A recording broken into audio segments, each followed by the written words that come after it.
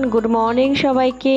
তো আমি শিউলি তোমাদেরকে সাথে নিয়ে আবারও একটা নতুন ব্লগ নিয়ে তোমাদের কাছে চলে এসেছি। আই হোপ ভিডিওটি তোমাদের খুব ভালো লাগবে আর ভিডিওটি শেষ অবধি দেখবে। আশা করছি তোমরা সবাই ভালো আছো আর আমিও খুব ভালো আছি। আজকে রবিবার, ছুটির দিন।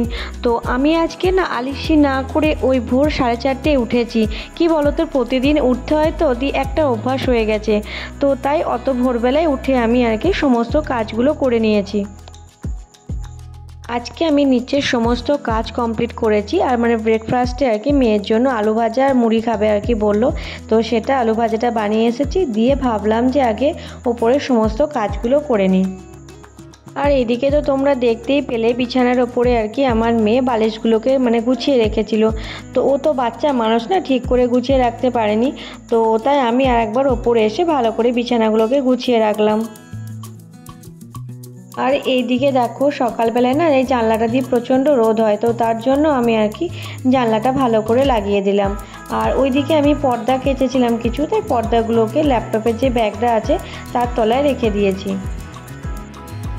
আর আগের দিন অনেকগুলোই আমি জামা কাপড় কেচেছিলাম, তো সেগুলো ঠিক করে ভাঁজ করা হয়নি। তো আজকে সকালবেলা একটু সময় পেলাম, তো তাই সেগুলোকে ভালো করে ভাঁজ করে রেখে দিলাম। তো এবার ভাবছি একটা সোফার কভার নিয়ে নেবো। কি বলো তো, সোফাটা অনেকটা নোংরা হয়ে যাচ্ছে, কারণ এই চাদরটা ঠিকভাবে সোফাটা অনেকটাই বড়।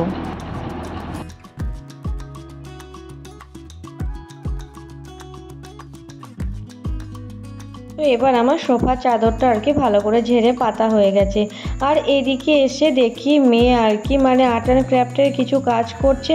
আর দেখলাম যে অনেকগুলো জামাগুলো ভিজে আছে, তো সেগুলো ছাদে মেলে দেবো, আর যেগুলো শুকিয়ে গেছে সেগুলো ভাঁজ করে রেখে দেবো। এই যে দেখো, মেয়ে কাগজ দিয়ে স্টিকার বানিয়েছে। তো আমাকে বললো যে মা, একবার বন্ধুদের সঙ্গে শেয়ার করে দাও। আর এই যে দেখতে পাচ্ছ এই ঘরটা তো এই ঘরটা মেয়ের পড়ার ঘর আর কেউ এলে আমি এই ঘরে থাকতে দিই। আর ওই যে মাঝের ঘরটা, এটা আমার শ্বশুরের ঘর। এই যে বেশ কিছু জামা গুছিয়ে আমি তো নিচে আমার যে একটা শোকেস আছে, তো সেই শোকেসের মধ্যে আমি রেখে দেবো। আর শোকেসে আমি আমার ডেলি যে জামাগুলো লাগে বা আমি চট করে হয়তো কোথাও যখন বেরিয়ে যাই, তখন আমি এই জামাগুলো শোকেসে রেখে দিই। তো দেখো, অনেকটাই দেরি হয়ে গেছে, এবার আমি চান করে চলে এলাম। তো আজকে আমি কুমড়োর আলুর তরকারি বানিয়েছিলাম। তো আমাদের বাড়িতে কুমড়োর তরকারি খেতে খুব ভালোবাসে। তো আমি ছুটির দিনে যতই তাড়াতাড়ি উঠি না কেন, ভাবি যে সব কাজগুলো তাড়াতাড়ির মধ্যে কমপ্লিট করব। জানি না কেন এত দেরি হয়ে যায়। তো চলো, অফ ক্যামেরায় আমি রান্নাগুলো সবটাই করে নিয়েছি, শুধু তরকারিটা বাকি ছিল। আগের দিন আমি শুকনো লঙ্কাগুলোকে রোদে দিয়েছিলাম, তো সেগুলোকে আজকে আমি মিক্সির মধ্যে গুঁড়ো করে নিয়েছি। তো এটা আমি চিলি ফ্লেক্স হিসাবে ইউজ করি। তোমরা এরকম বাড়িতে চিলি ফ্লেক্স বানিয়ে নিতে পারো। আর এইদিকে চান করার পরে কিছু জামাগুলো কেচেছিলাম, তো সেগুলো মেলা হয়নি। তো এবার সেগুলোকে আমি মেলে দিচ্ছিলাম। কি বলো তো, আমার বাড়িতে শাশুড়ি কিন্তু শ্বশুর আছে। তো সব কাজগুলোই আমাকে করতে হয়, তো টাইম করে সে কাজগুলো করি। তোমরা যারা আমার এই ভিডিওটা এই পর্যন্ত দেখছো, তোমাদের যদি ভিডিওটা একটুকুও ভালো লেগে থাকে, তাহলে আমার ভিডিওটিতে একটা লাইক করে দেবে। আর নতুন বন্ধু হয়ে থাকলে চ্যানেলটিকে সাবস্ক্রাইব করে আমার পাশে থাকবে।